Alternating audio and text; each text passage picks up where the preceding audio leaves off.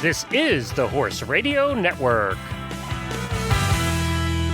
This is episode 802 of Horse Tip Daily. A different horse tip, a different equine topic, a different equestrian expert every day. Horse Tip Daily brings the world of equine knowledge to you, one day at a time.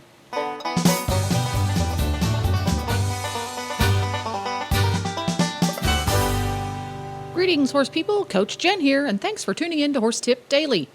International dressage competitor Marco Bernal joins Dressage Radio Show co-hosts Reese Kofler-Stanfield and Philip Parks with his go-to exercises for helping horses who are learning a collection.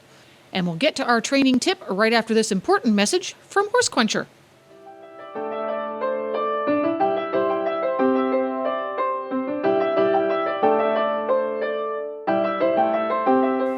Coach Jen here, host of the Horse Tip Daily Show on the Horse Radio Network.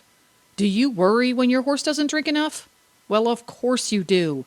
Being fully hydrated is your horse's first line of defense against minor issues becoming major ones.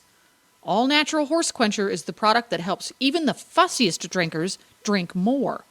Listen to what Chester Weber, winner of the USEF National Four-in-Hand Championships 8 years running, has to say about Horse Quencher. One often doesn't know they need a product until they're introduced to it. Since I was introduced to Horse Quencher, I've been wildly impressed with its ability to keep the horses in the water buckets drinking, and it's given me real peace of mind. Take it from Chester Weber. Horse Quencher is the all-natural product you need to help your horses drink as much as they should. Ask for Horse Quencher at your local tack and feed store or online at horsequencher.com.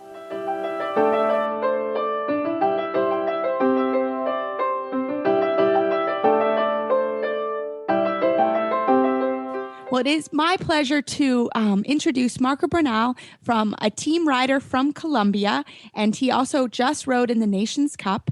And I'm so glad that, Marco, you were able to come on this evening to answer our listener question. Thanks for coming on. I wondered if you could share your favorite exercises for teaching horses how to start collection at the second or third level stage in training. Okay, I would say, obviously, according to the talent and the ability of the horse, but I would suggest, and that's the way I normally do, I start on the walk using some turn on the haunches to make sure the horse is free at the shoulders and he's going to be able to sit under and start to understand what is the idea. In the trot work, I normally go for the shoulder in, first the shoulder forward, then shoulder in, circle, and then once I have the horse in balance, I use the transition trot walk and back to the trot. It really helps the horses to get the strength and to learn how to collect.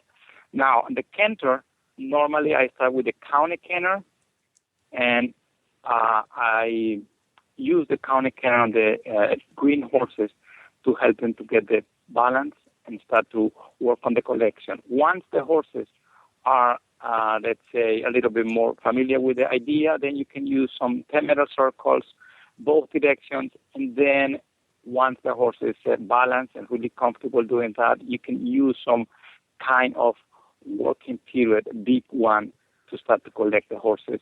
And the combination of the three of them, the three different gaits, it will help the horse to understand what we want. Oh, I think those are great exercises, Marco.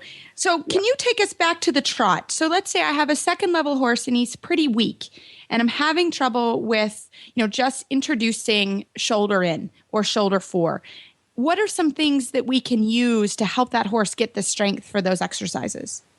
Okay, if we go one step back, we will use the circle, the 10-meter circle, and make sure the horse is really getting the flexion and the balance to be able to maintain the flexion and the balance on the shoulder in. Another exercise and a combination that really helps me a lot is once I have the shoulder in, let's say, steady and consistent on the horses, I start to use the ramblers.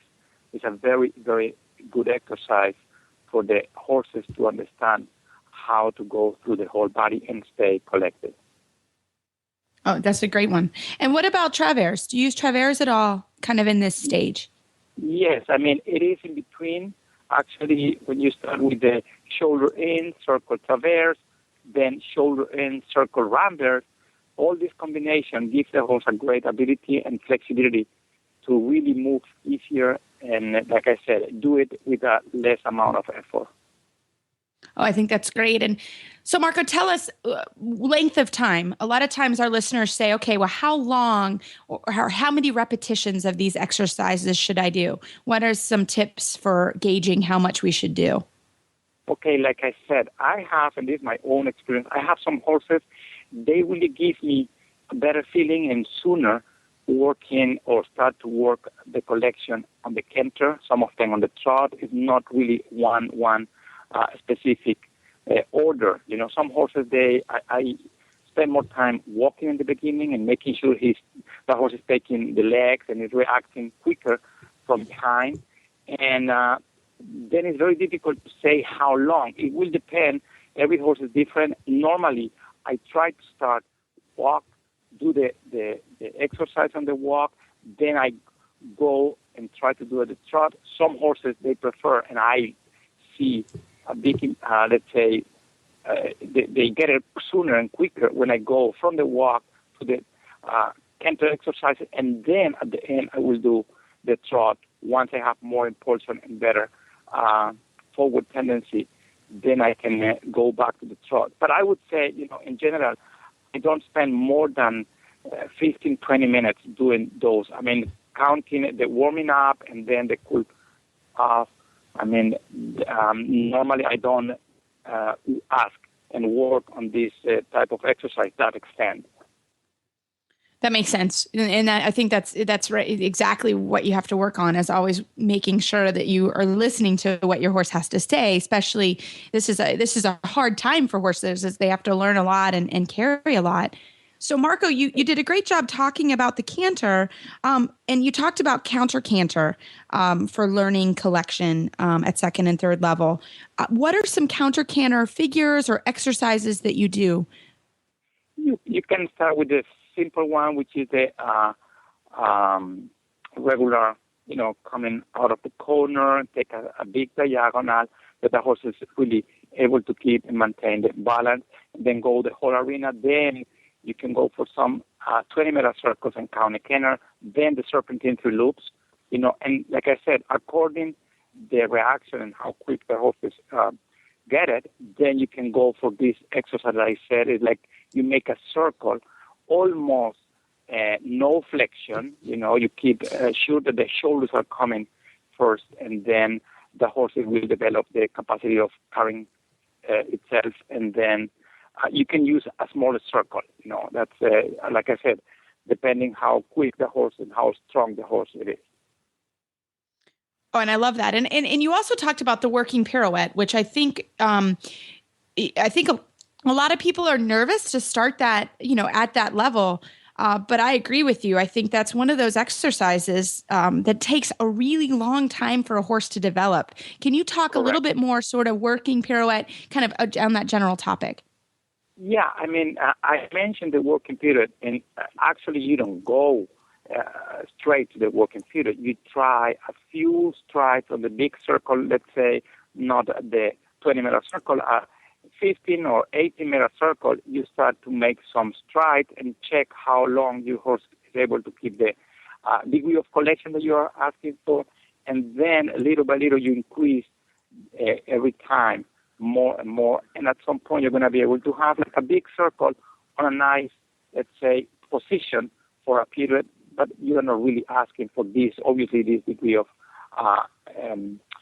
collection, but it will develop every time. The horse will recognize what you're asking for, and they will, let's say, feel more comfortable doing it, and obviously they develop the strength and the coordination to keep it for longer, and the more they learn, then you can ask for a little bit more. But like I said, it's a very slow process, and I normally, the most important thing, like you said before, is to be able to listen to the horse and recognize exactly the point when the horse is working too hard, to be able to keep the horse happy and motivated to do it again and again. And Marco, tell us, if we were to look you up online, where can our listeners find you on the internet?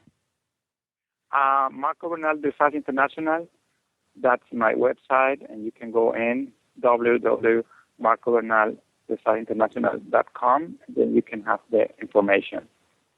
Great. Well, we can't wait to have you on another time, Marco. Thank you. Thank you. And that's a wrap. If you enjoyed Reese and Philip, and in this case, Glenn the Geek, chatting about all things dressage, you can tune in every week at dressageradio.com. You can also find lots more tips about topics ranging from barn care to websites for horse people at horsetipdaily.com. Just look for the topics drop-down menu on the left. And don't forget to support our sponsors here on Horse Tip Daily because they make these podcasts possible. Today's podcast has been brought to you through the generous support of Horse Quencher. You can find them online at horsequencher.com. The Horse Radio Network and the Horse Radio Network hosts are not responsible for statements of guests or their opinions. Use your own judgment when listening to the tips provided by the experts on Horse Tip Daily.